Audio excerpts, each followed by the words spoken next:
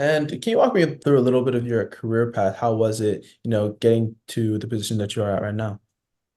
Yeah, it was very non-traditional. Um, I guess the common theme is that I've always been an M&A.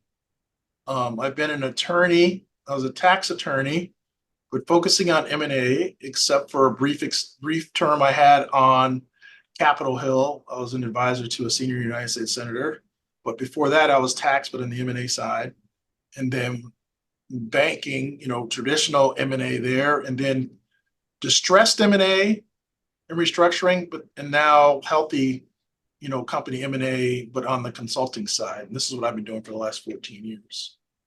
So that was the career path. It's always been M&A, but very with different roles in the M&A deal process. And my first job, and I can tell you, a lot of times you'll think you get your jobs from like the career placement center, but my first job in law, it was really through relationships. That's how I got the first job.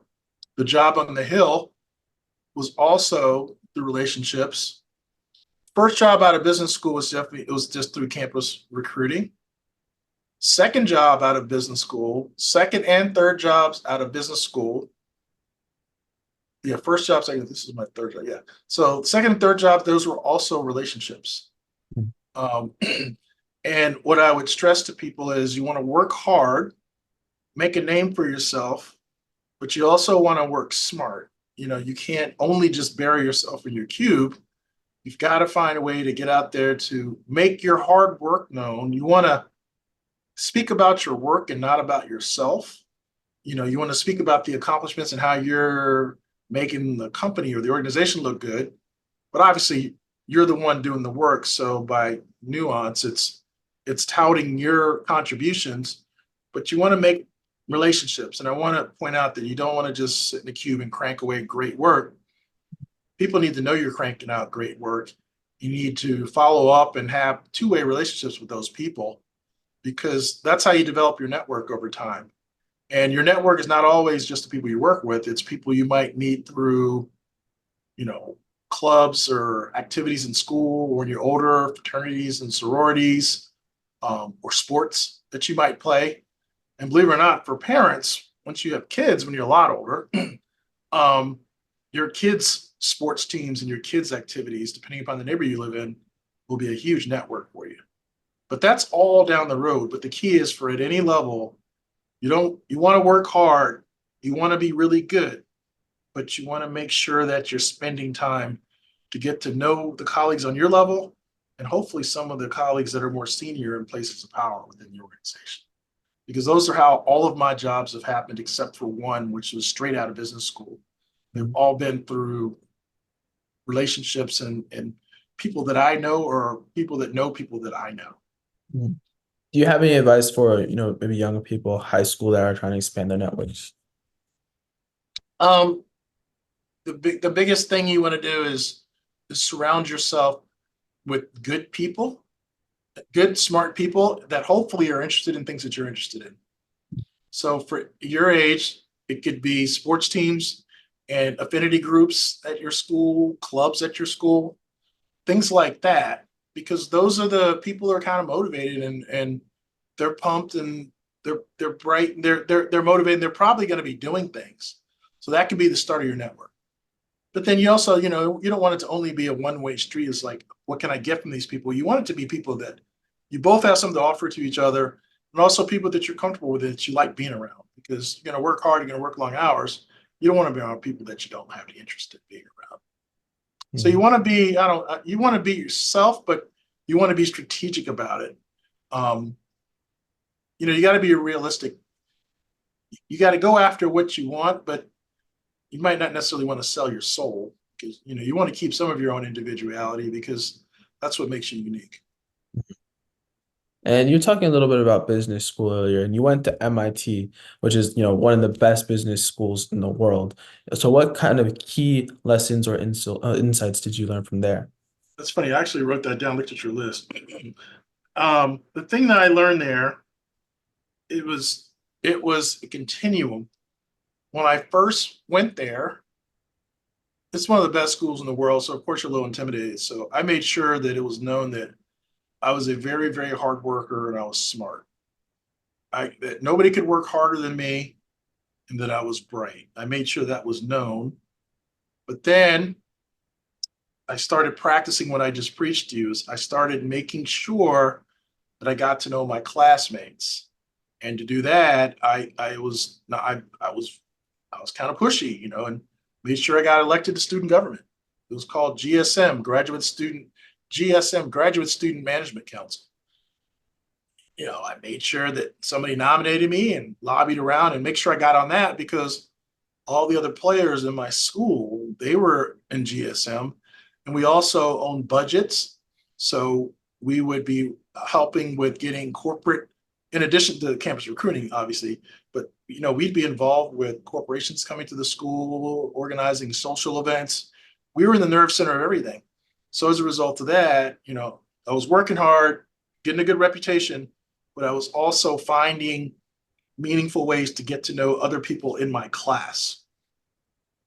And then, I also I looked out for people who are struggling because I can tell you, once you get into higher levels of education and work, everybody's access to information is not the same. And there are certain people that, I'm talking about like legal information, not illegal. You know, Study groups, notes, all that kind of stuff. Everybody doesn't have access to the same set of materials, and there are certain people I knew were struggling, and I made sure that to help them out, to bring them along. And it's funny, and some of these people have never forgotten this to this day.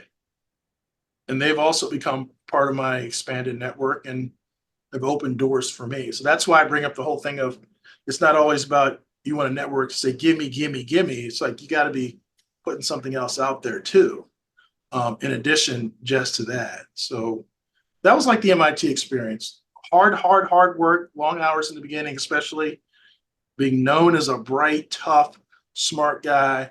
But then I was networking, making sure I got to know people, keeping my head on a swivel to expand the network, to use those relationships, for things down the road. And then I tried to have fun, especially once I had my GPA locked in. Again, I like doing events, social events, and things like that. And that's why that GSM role was the best thing in the world for me because it was allowing me to meet people, but it was allowing me to do something that I personally enjoyed, which is putting together events and socializing, that type of thing. And what would you say kind of allowed you to expand your network more, those fun events or the more, I guess, regimented academic gatherings? It's funny if you don't have that reputation as a hitter. Well, excuse me for using '90s language. If you don't have that reputation of being like solid, really good intellectually in terms of production, responsibility, and just pure gray matter, it's going to be hard to leverage the relationships and the soft skills. So the soft skills enhance the network, but you have to have that rock solid reputation of being about it in terms of the books and your analytics, your modeling skills. That's not going to get you across the finish line. That's going to get you in the race, but it's the people finding things that you personally have passion for. That's what's going to really differentiate you and accelerate your career. Mhm. And you're obviously very driven with your multiple degrees, MBA law degree. Where do you think this determination came from? That's a good question. Um, I know part of it came from my parents. Um, I was very fortunate that I had a dad who was he worked a lot, he traveled a lot, but he was in my life, which was that's a huge plus. And I had a mom too. They were, they were fun and loving people, but that was a different era back then. It was do as I say, not as I do as I say, not as I do. As my kids say, kids didn't have rights back then. We had rights, but it's just you did what you were told, and life was easy for us because we didn't have choices. But at least I didn't. Um, and they kind of led by example. They were hardworking. They were bright. You know, they were deeply into their faith and stuff. So they were. good, solid people. And that, I think that was the beginning. But I think what really got me with the focus and the dedication and being driven, a lot of it was some sports. Um, this I grew up in the era where, especially in when we first moved to Maryland, that part it wasn't even really the suburbs; it was still kind of rural. Now it's total regular normal suburb, but it was kind of rural, and it was the kind of culture back then where boys are supposed to lift weights and do their math homework. That's all that mattered. Um, and I played sports year round, every year from 9 years old till probably 30 almost. In high school, middle school, everything, I played football, baseball, and alternated between sometimes baseball, indoor and outdoor track year round. And then I played, rec basketball. I mean, every year. And then part of college, I played Division I lacrosse. Then I played on the semi-pro circuit for probably 5 or 6 years after college. So they didn't have a pro circuit back then. Probably wouldn't have been good enough to be on the pro circuit. But there's a certain level of discipline and intensity and commitment that comes to playing in high level athletics. And I carried some of that over to my professional life and to academics. I think that's where it came from. And then also the last thing is this is unique, but I would say that I went to public school all my life, and it was a mixed public school in terms of wasn't like a Richie, as we would say a long time ago. It wasn't like it was a mix. There were some people who were fortunate at the school, but a lot of people in the middle and a lot of people at the very, very bottom. I think by having a mom and a dad who both had a job, that sounds like to your generation, that sounds like nothing, but to back then, that was a huge differentiator. And I think I realized that I was fortunate for some reason. I think I really did. And it kind of spurred me to try to do something with myself based upon the sacrifices my parents made. Now, I will be honest with you, when I was younger, parts of college and recently out of college, I was not nearly as focused or disciplined or anything like that because I was partially a product of my environment, which wasn't like a bad, terrible environment, but it wasn't like a Ivy League, everybody's going to be, an investment banker environment. So I was partially a product of my environment. And there were some hiccups when I was younger, but the thing that saved me was having a strong work ethic and being able to perform athletically and understanding the importance of getting to know people and making relationships. I was able to kind of course correct. Mhm. So I did want to throw that in there. I was not the Orlando Taylor you're seeing right now is not the person that I grew up as. I was never like a terrible or bad person, but I was not this person because to be honest with you, this world that I'm sitting in now, it just wasn't part of my existence when I was growing up. To be honest with you, things were very different a long time ago, especially for people of color. Mhm. I mean, when I was growing up, the only jobs that I knew about, three jobs for men, it was to be a soldier, engineer, or computer science. Those were because the factories were, a lot of the factory jobs were overseas. Since I was a smarter guy, I would have gone into management at one of those big factories. That sounds crazy. Like, why would a professional person go to a job in a factory? But factories are what built this country. And a long time ago, up until probably the early 80s, if you were bright, great, good grades, get into a big training program at a large manufacturing conglomerate, you could make some really good money. But all that stuff was gone by the time I came around. So it was soldier, engineering, computer science, business a little bit, but it was mainly those three. Those are the main three. And that was pretty much all that, that's all that I ever really knew of. So I actually wanted to ask you a little bit about how you managed balancing sports with, college and the rest of it. That's a good question. Yeah, it's like I say, when I was younger, I definitely wasn't as good at it. Um, but it's funny, it was time management and focus, but I didn't have as much of that when I first started college. But I remember true story. I didn't realize I had the abilities that I actually had. Not that I was like a Rhodes Scholar or an Einstein, but again, many of us were products of our environment, and as long as you're doing X, you think you're doing well, but you don't realize that there are other communities that are doing X plus 100 or X plus a million. I remember one year they actually accused me of cheating in school in my English papers. Mhm. And the reason why is they just couldn't believe that this ethnic kid could actually write a paper like that about those topics. Um, and they're like, there's no way a kid of color could write this. And literally, they were just they just looked at me like I was from Mars. And I was like, it didn't really register at the time. So I walked them through everything in the paper. They were like, oh my God, you actually did write this. And then also, I was still quasi not as serious. The junior year, I had this professor, I won't say his name. I'll say his name actually, Professor Ahad. I had an internship. It was a management information systems class. And I did this project and I wrote this code for a relational database dealing with constituents for a congressman. And he was like, wow, this is really something. Because all the teachers know the smart kids, but then there's this kid who came out of nowhere who like wrote up all this code, but then wrote the training manual, user manual. Then I blew out the exam. He was like, did you transfer?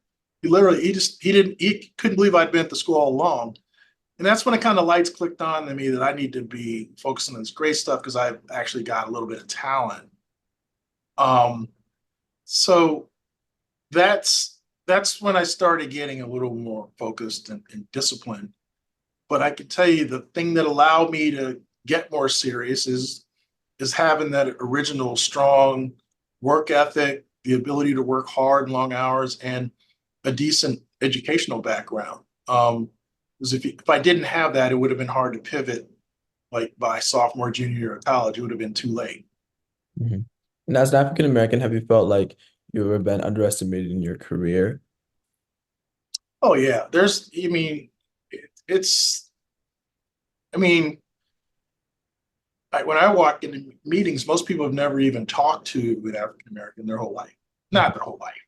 Let's say in probably talk very, very seldom have they ever even talked to them.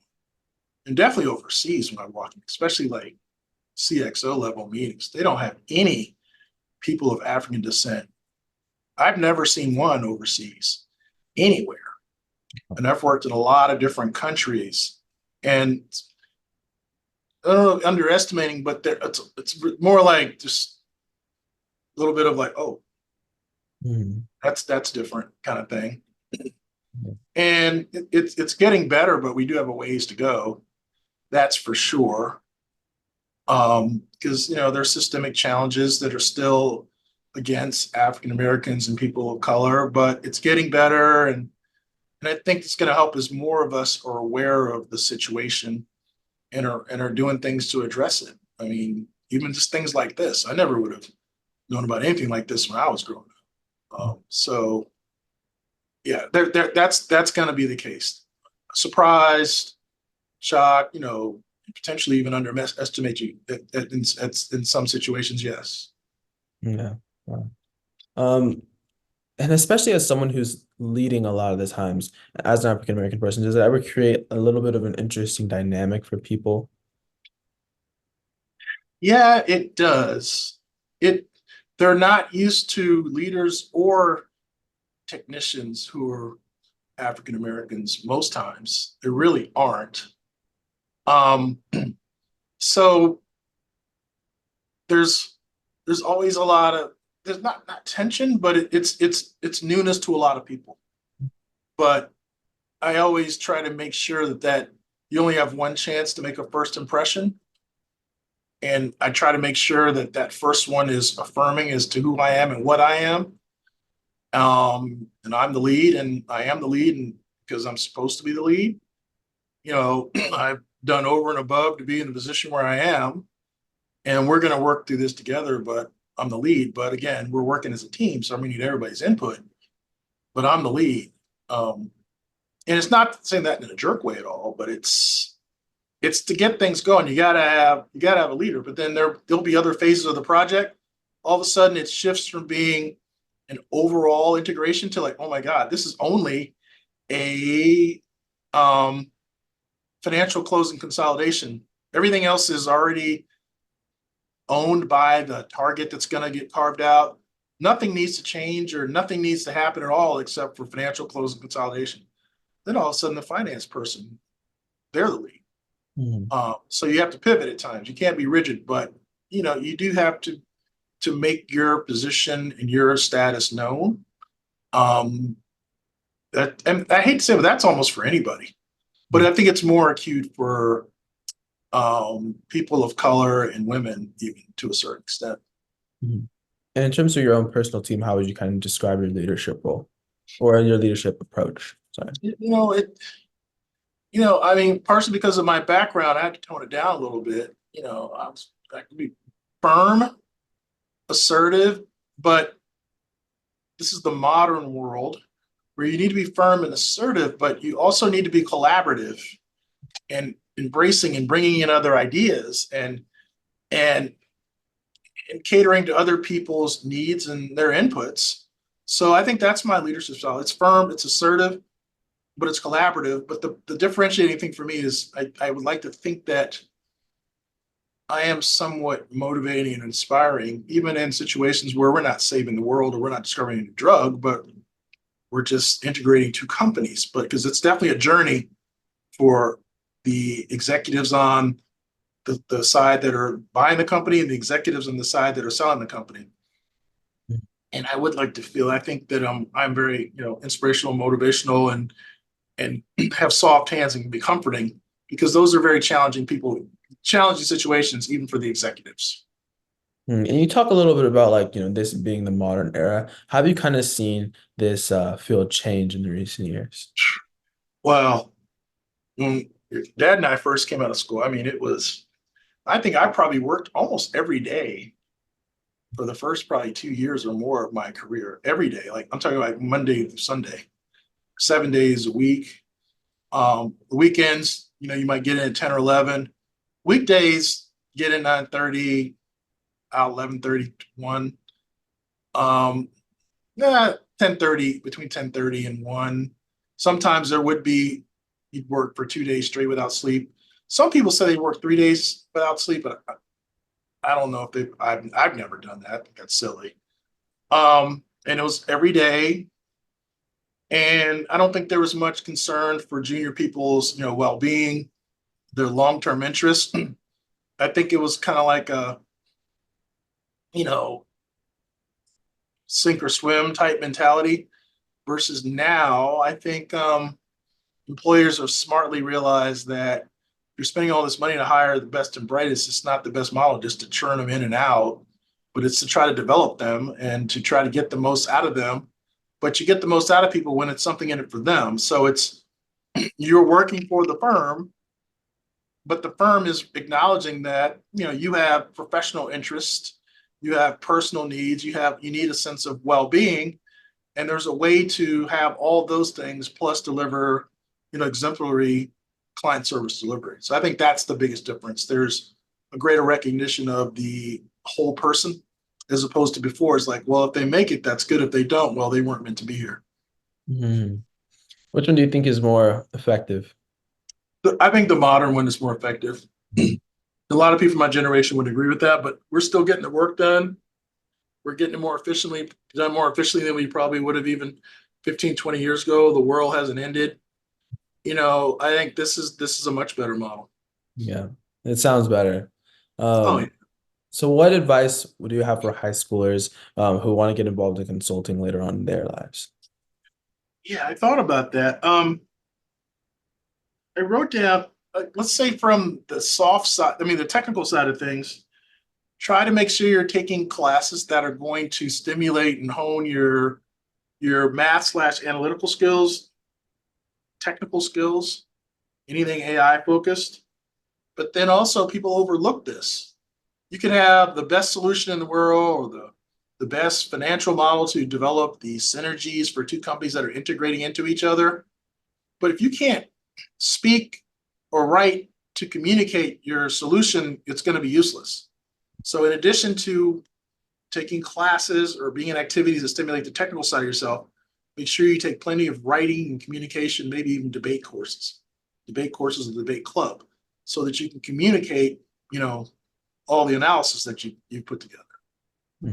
Okay, And yeah, also help you with public speaking too.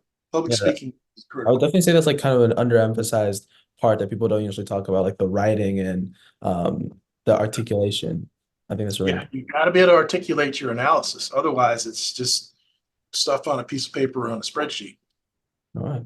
Well, that's great. I think that sums up about all my questions that I have for you. I really thank you for being here today. It means a lot. I really do appreciate it. So thank you. Make sure to like and subscribe, hit the notification bell. I appreciate the support.